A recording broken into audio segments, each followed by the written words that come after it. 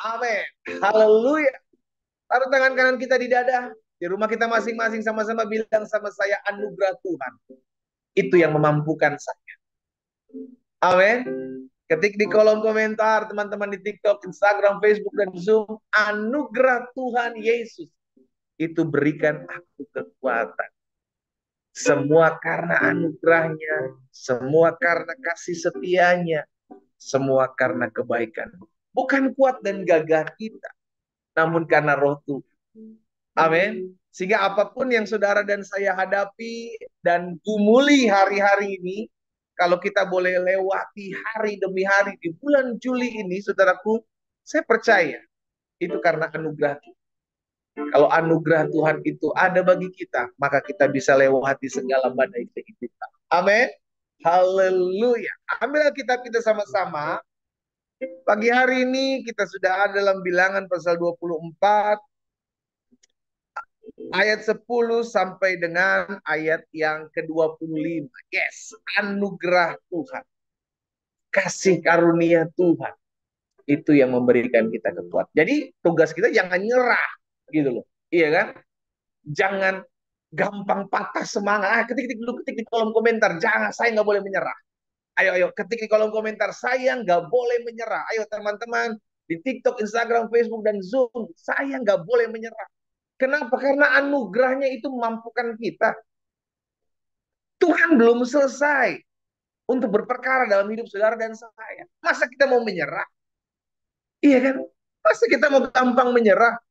Padahal Tuhan bilang, aku masih mensupportmu, aku masih menguatkanmu, aku masih beri pengharapan kepadamu. Kitanya mau menyerah. Sangat-sangat bisa. Tapi itu yang sering-sering kali terjadi ya, saudara ya. Itu yang sering kali terjadi. Oh, Tuhan belum selesai berperkara dalam kehidupan kita. Kita bilang, saya udah nggak mampu, Pak, ngadepin suami saya. Saya udah nggak kuat ngadepin istri saya, Pak. Saya udah nggak sanggup ngadepin mertua saya. Hei, Tuhan belum selesai berperkara dalam hidupmu. Masa kita mau menyerah? Anugerahnya itu yang memampukan kita. Anugerahnya itu yang memberikan kita kekuatan. Kita tidak boleh menyerah. Saudara dikasih dalam Tuhan, di dalam Bilangan pasal 24, ayat 10 sampai dengan ayat 25, masih tentang Balak dan Bileam, dan ini adalah panggilan terakhir atau tempat terakhir. Jadi ada 3 spot. Spot pertama, tempat pertama, spot kedua, tempat kedua, spot ketiga, tempat ketiga. Bileam bukannya mengutuki bangsa Israel, tapi justru memberkati. Stres juga gitu kan. Si Balak ini dipanggil, udah gue bayar. Bukannya dikutuk, malah diberkati. Nah, kita lihat di ayat 10. Apa yang Balak perbuat? Bangkitlah amarah Balak terhadap Bileam. Kesel juga gitu kan, udah gue bayar, tapi nggak dikerjain, kira-kira gitu. Dan dengan meremas-remas jarinya berkatalah ia kepada Bileam, untuk menyerapa musuhku, aku memanggil engkau. Tetapi sebaliknya sampai 3 kali engkau memberkati mereka. Lihat saudara ya, orang kalau hatinya udah panas, orang kalau hatinya udah benci sama seseorang, apapun dia lakukan untuk menjatuhkan orang itu. Apapun. Dan itulah hidup hari-hari ini. Ada si A nggak suka sama si B nggak suka sama si C. Dengan segala cara dia menuduh, dia menghakimi, dia memfitnah. Pokoknya supaya dia jatuh, supaya dia hancur. Bahkan kalau perlu saya bayar orang untuk memfitnah dia. Ini yang terjadi hari-hari ini. Ternyata sudah terjadi lama, sudah dikasih tonton. Dan Alkitab mencatat bahwa ada orang model seperti Balak yang susah ngeliat orang senang, senang ngeliat orang susah. Dan kalau orang udah punya hati seperti itu, hidupnya pengen ngancurin orang saja. Karena hatinya bermasalah. Taruh tangan kananmu di dada yuk. Sama-sama bilang sama saya, di rumah kita masing-masing, saya nggak boleh punya hati yang bermasalah. Sama-sama bilang sama saya nggak boleh punya hati yang bermasalah. Amin. Jaga hatimu dengan segala kewaspadaan. Karena dari hati terpancar keluar. Jaga hatimu, jaga hatimu, jaga hatimu. Orang mau respon kita seperti apa, orang nggak suka sama kita, orang mau jaga hati. Karena orang kalau udah benci sesamanya, saudara, dengan segala daya upaya dia akan menjatuhkan orang itu. Lihat Saul. Saul udah sakit hati sama Daud, udah buat apa? Dah segala sesuatu dia buat untuk menghabisi Saul. Sama. Balak pun demikian, nggak peduli. Coba di sekitar sini, coba di sini, coba di sini sama Bileam. Tetap nggak bisa dilakukan apapun kepada bangsa ini. Karena Tuhan memang memberkati. Marah si Balak ini ya. Ayat 11. Oleh sebab itu enyahlah engkau ke tempat kediamanmu. Aku telah berkata kepadamu, aku telah bermaksud memberi banyak upah kepadamu. Saudara, ini katanya diulang-ulang oleh si Balak kepada Bileam. Karena Balak menilai segala sesuatu melalui uang. Oh, lu gak bisa bayar untuk buat sesuatu. Karena memang Balak berlebihan di sana. Aku telah berkata kepadamu, aku telah bermaksud memberi banyak upah kepadamu, tetapi Tuhan telah mencegah engkau memperolehnya. Saudara, dikasih dalam Tuhan, menurut Balak, Tuhan yang menutupi berkat buat hidupnya. Hidupnya Bileam. Menurut Balak, Tuhan menutupi berkat buat hidup Bileam. Tetapi sebaliknya, Tuhan justru menjaga langkah Bileam supaya Bileam tidak jatuh dalam dosa. Tuhan menjaga langkah Bileam supaya Bileam tidak melakukan apa yang Tuhan tidak inginkan, tetapi melakukan apa yang Tuhan mau. Dalam kehidupan kita, itu yang sering terjadi. Tuhan udah tutup segala cara supaya kita nggak melangkah, tapi kita maksa. Enggak Tuhan, saya pengen dia jadi pasangan hidup saya. Saya pengen dia jadi suami saya pengen dia jadi istri saya. Maka saya akan perjuangan. Tuhan bilang, jangan nak. Terang dan gelap tidak bisa bersatu. Tapi engkau ngotot. Terimalah nasib. Kan Tuhan udah mencegah. Jangan kau paksa. Kalau Tuhan udah tutup jalan, saudara yang dikasih dalam Tuhan, jangan kau paksa. Karena ada jalan Tuhan yang akan dibawanya engkau menuju ke sana. Itu yang dilakukan oleh Tuhan terhadap Bileam. Tuhan tutup segala cara supaya Bileam jangan berbuat jahat, jangan berbuat dosa di hadapan. Tetapi menurut Balak, Tuhan mencegah Bileam, mencegah dia untuk diberkati. Tapi menurut Tuhan, no, aku justru menjaga langkah Bileam supaya Bileam tidak jauh daripada. Saudara dikasih dalam Tuhan, kita lihat. Oh, seringkali Tuhan menutup jalan pintu kita, jangan paksa. Kalau engkau lihat ini belum waktunya, jangan paksa. Kalau engkau lihat ini tutup kanan, tutup kiri, Tuhan mau kita hanya jalan lurus, jalan saja.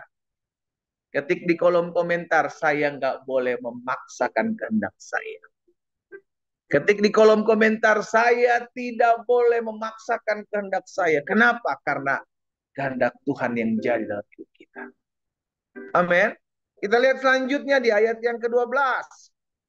Tetapi berkatalah Bileam kepada Balak, bukankah telah kukatakan juga kepada utusan-utusan yang kau kirim kepadaku?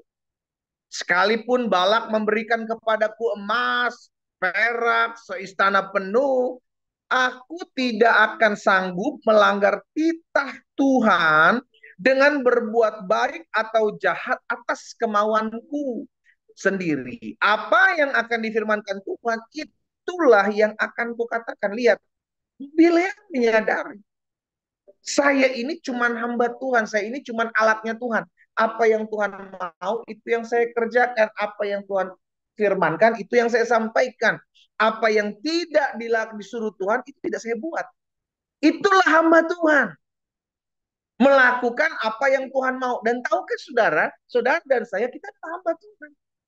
Ketika kita ditebus oleh pengorbanan darah Yesus Kristus, kita diselamatkan dan kita menerimanya sebagai Tuhan dan Juru Selamat, maka saat itu statusmu dari hamba dosa diangkat, diubahkan menjadi hamba Tuhan. Dari hamba kegelapan menjadi hamba terang. Diangkat menjadi hamba kebenaran. Jadi saudara yang dikasih dalam Tuhan, kita ini hamba-hamba Tuhan. Ketik di kolom komentar lagi yuk. Aku adalah hamba Tuhan. Ayo, jangan malu. Karena memang engkau hamba Tuhan. Engkau menerima Allah Kristus sebagai Tuhan dan Juru Selamat. Saat itu hidupmu diubah. Dari hamba dosa menjadi hamba Allah. Dari hamba si jahat menjadi hamba Kristus. Amin. Nah, seorang hamba Allah melakukan apa yang sama seperti apa yang dikatakan Bileam. Apa yang aku bisa buat? Aku tidak bisa buat sesuatu pun, baik yang baik ataupun yang jahat, kalau itu tidak difirmankan Tuhan. Sama seperti Rasul Paulus katakan, hidupku bukan aku lagi, melainkan Kristus yang hidup dalam aku. Jadi kita nggak bisa jalan sesuka-sukanya kita, saudaraku. Kita harus hidup sesuka-sukanya Tuhan, bukan sesuka-sukanya kita. Kita punya banyak keinginan, kita punya banyak kemauan, kita punya banyak rencana, kita punya banyak apapun yang kita pengen buat, kita bisa buat. Tetapi ketika kita kembali sadar, aku adalah orang yang sudah ditebus, aku adalah hamba Allah, hidupku sudah dibayar lunas oleh pengorbanan Kristus, dan hidupku bukan milik aku lagi. Aku hanya mau melakukan apa yang Tuhanku suruh. Itulah hamba Kristus. Sekalipun kita banyak keinginan. Jadi kalau Tuhan bilang jangan jalan, jangan. Kalau Tuhan bilang lakukan, lakukan. Jangan justru kita buat sebaliknya, sudah dikasih dalam kot. Engkau sedang melawan titanya Tuhan. Bila yang mengajarkan kepada setiap kita hari ini, ayo. Di ayat yang keberapa tadi itu? Ayat yang ke-15, ayat yang ke-13. Sekalipun Balak memberikan kepadaku emas dan perak seistana penuh, aku tidak akan sanggup melanggar titah Tuhan dengan berbuat baik ataupun jahat atas kemauanku sendiri. Apa yang akan difirmankan Tuhan, itulah yang akan kukatakan. Selanjutnya, 14. Dan sekarang aku ini sudah hendak pergi kepada bangsaku. Marilah, kuberitahukan kepadamu. Jadi ketika Balak usir Bileam, udah, lu pulang lagi aja lah. Lu nggak berguna juga lu, gitu kan? Udah gua bayar dari spot pertama, kedua, ketiga, bukannya melakukan apa yang gua suruh, tapi melakukan apa yang Tuhan suruh. Suruh pulang. Tetapi ketika disuruh pulang, Bileam menyampaikan sesuatu lagi, saudaraku. Lihat ya. Dan sekarang aku ini hendak sudah pergi kepada bangsaku. Marilah kuberitahukan kepadamu apa yang akan dilakukan bangsa ini kepada bangsamu di kemudian hari. Lalu diucapkannya lah sanjanya, katanya, tutur kata Bileam bin Beor, tutur kata orang yang terbuka matanya, tutur kata orang yang mendengar firman Allah, dan yang beroleh pengenalan akan yang maha tinggi, yang melihat penglihatan dari yang maha kuasa, sambil rebah, namun dengan mata tersingkap. Aku melihat dia, tapi bukan sekarang. Aku memandang dia, tetapi bukan dari dekat. Bintang terbit dari Yakub, tongkat kerajaan timbul dari Israel, dan meremukan pelipis-pelipis Moab, dan menghancurkan semua anak Set. Maka Edom akan menjadi tanah pendudukan, dan Seir akan menjadi tanah pendudukan musuh-musuhnya itu. Tetapi Israel akan melakukan perbuatan-perbuatan yang gagah perkasa, dan dari Yakub akan timbul seorang penguasa yang akan membinasakan orang-orang melarikan diri dari kota.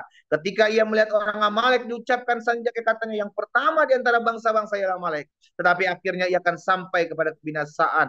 Tapi ketika ia melihat orang Keni, diucapkan sanjaknya, katanya, kokoh tempat kediamanmu, tertaruh di atas bukit batu sarangmu, namun orang Keni akan hapus. Berapa lama lagi maka Asyur akan menawan engkau. Diucapkanlah juga sanjak, katanya, celaka siapa yang akan hidup apabila Allah melakukan hal itu. Tetapi kapal-kapal akan datang dari pantai orang Kitim, mereka akan menindas Asyur dan menindas Heber, lalu ia pun juga akan sampai kepada kebinasaan. Lalu bersiaplah Bileam dan pulang ke tempat kediamannya, dan Balak pun pergilah juga.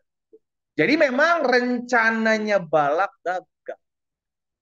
Tetapi rencana Tuhan yang terjadi. Haleluya. Saudara, orang boleh merancangkan yang jahat dalam hidup. Tapi izinkan saya sebagai hamba Allah hari ini menyampaikan yang terjadi hanyalah rencana Tuhan dalam hidup. Taruh tangan kananmu di dada. Sama-sama bilang sama saya, yang terjadi dalam hidup saya adalah tetap rencana Allah bagi saya. Amin. Engkau punya banyak rahasia, engkau punya banyak rencana, engkau punya banyak planning segala sesuatu. Tetapi yang terjadi dalam hidupmu ketika engkau belajar berserah, Tuhan, aku nggak tahu nih hari depanku seperti apa. Tuhan, aku nggak tahu nih masa depanku seperti apa. Tetapi aku hidup mau berserah kepada Tuhan.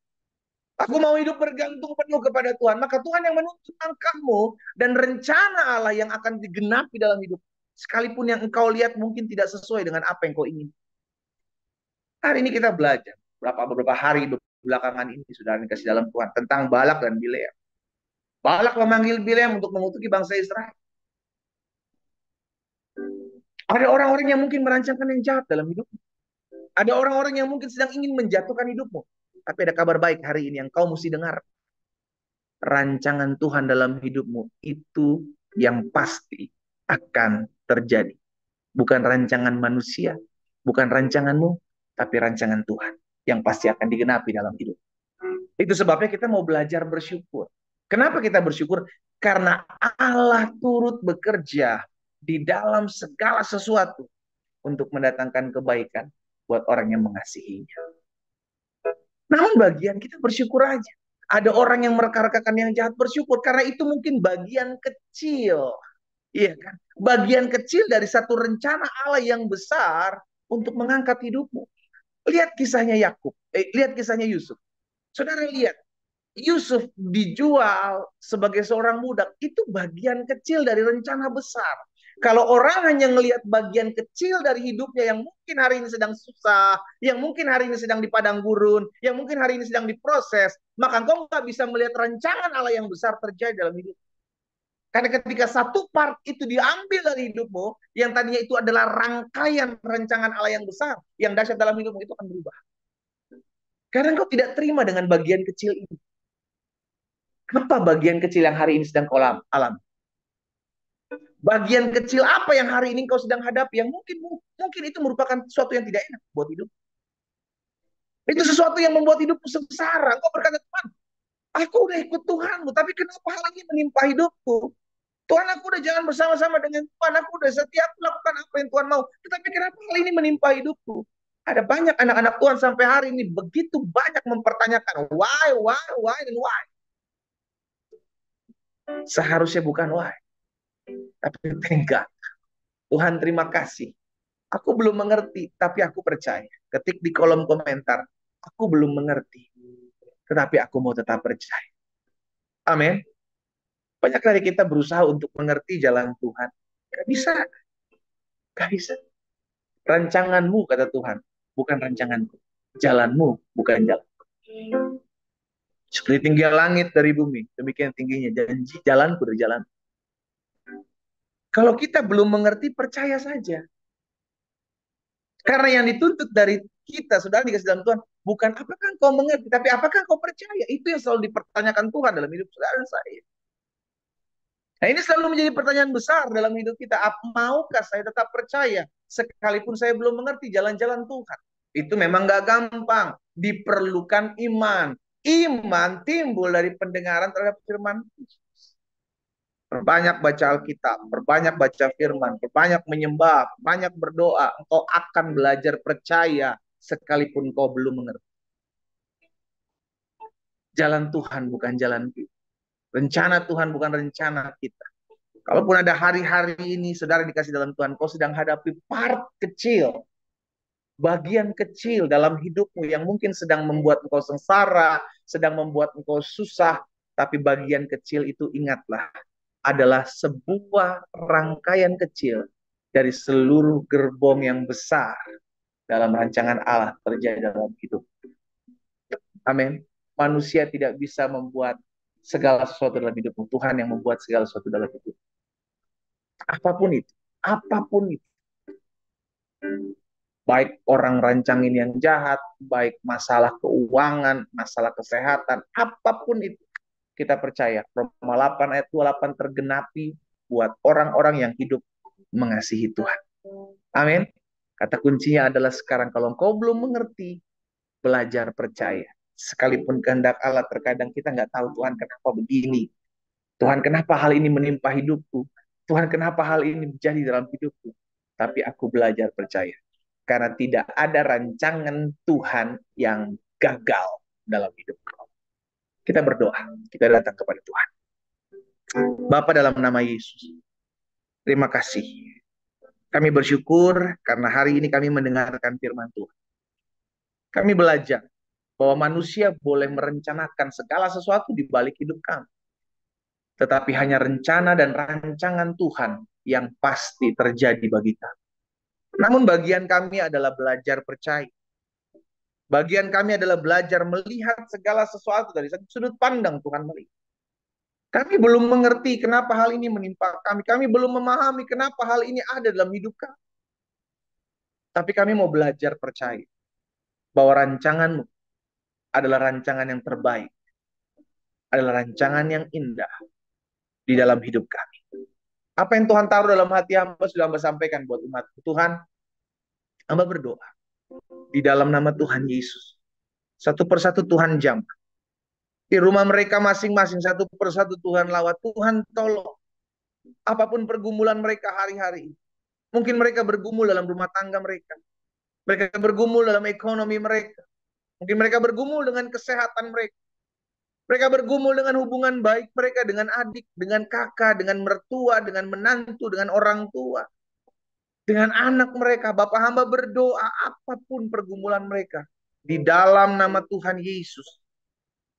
Tuhan campur tangan dalam hidup mereka. Sekalipun kami belum mengerti apa yang terjadi hari-hari ini menimpa hidup kami. Tapi kami mau tetap percaya. Karena itulah yang Tuhan cari dalam hidup kami. Hamba berdoa dalam nama Yesus. Tuhan tambah-tambahkan pengharapan dalam hati mereka. Yang mungkin hari-hari ini kehilangan pengharapan. Tuhan tambah-tambahkan keteguhan hati bagi mereka yang mungkin hari-hari ini tawar hati. Dan hamba berdoa. Di dalam nama Tuhan Yesus. Kuasa Tuhan mengalir. Satu persatu dilawat Tuhan.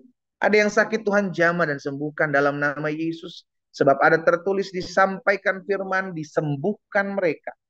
Tanda-tanda ini menyertai orang percaya. Ia akan tumpangkan tangan seorang sakit dan orang sakit menjadi sembuh.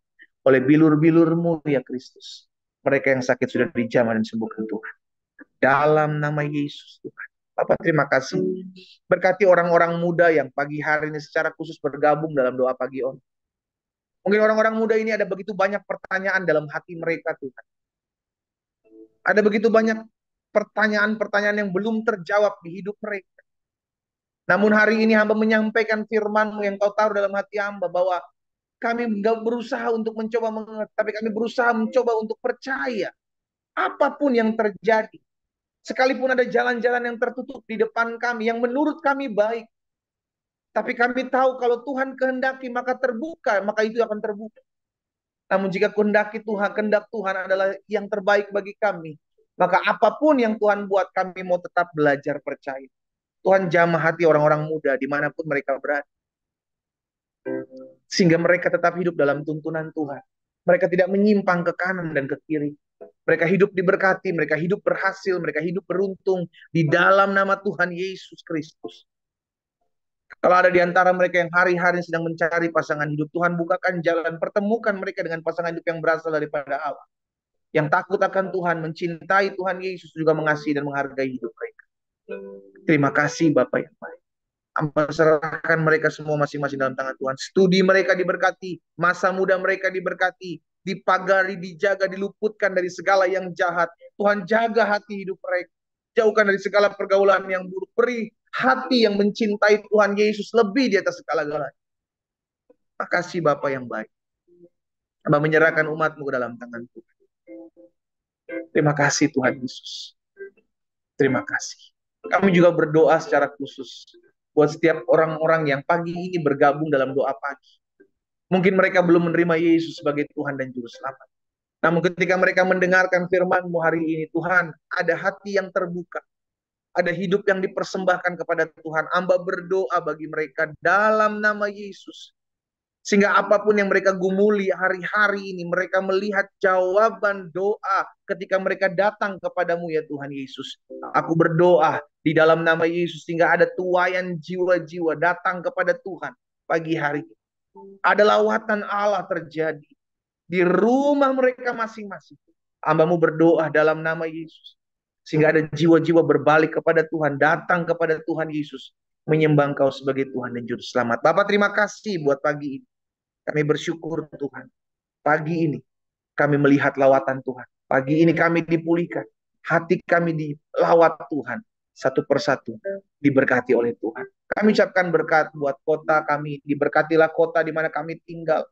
Diberkatilah bangsa kami di dalam nama Yesus, negara di mana kami tinggal, diberkatilah oleh Tuhan. Bahkan biarlah hidup anak-anak Tuhan boleh menjadi terang, boleh berdampak di kota, di negara di mana kami tinggal. Di dalam nama Tuhan Yesus Kristus. Tuhan tolong secara khusus bangsa kami Indonesia. Karena adanya pemilihan gubernur, wakil gubernur, wali kota, wakil wali kota. Kami berdoa dalam nama Tuhan Yesus. Tuhan campur tangan. Sehingga semua pemimpin-pemimpin yang takut akan Tuhan itulah yang Tuhan angkat. Sesuai dengan apa yang Tuhan mau. Kami percaya rancangan Tuhan baik.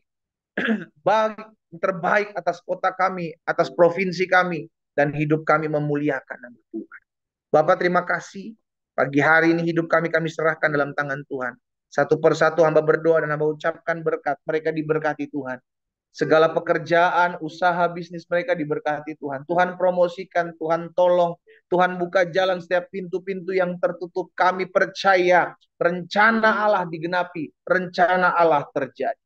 Demi nama Tuhan Yesus Kristus, kami naikkan doa ini dan kami percaya kami sudah menerima.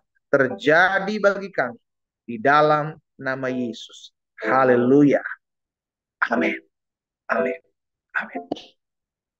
Rencana Tuhan yang pasti digenapi dalam hidup saudara dan saya, dan bukan rencana kita. Tuhan Yesus memberkati kita semua. Selamat pagi, selamat beraktivitas, dan shalom. Shalom.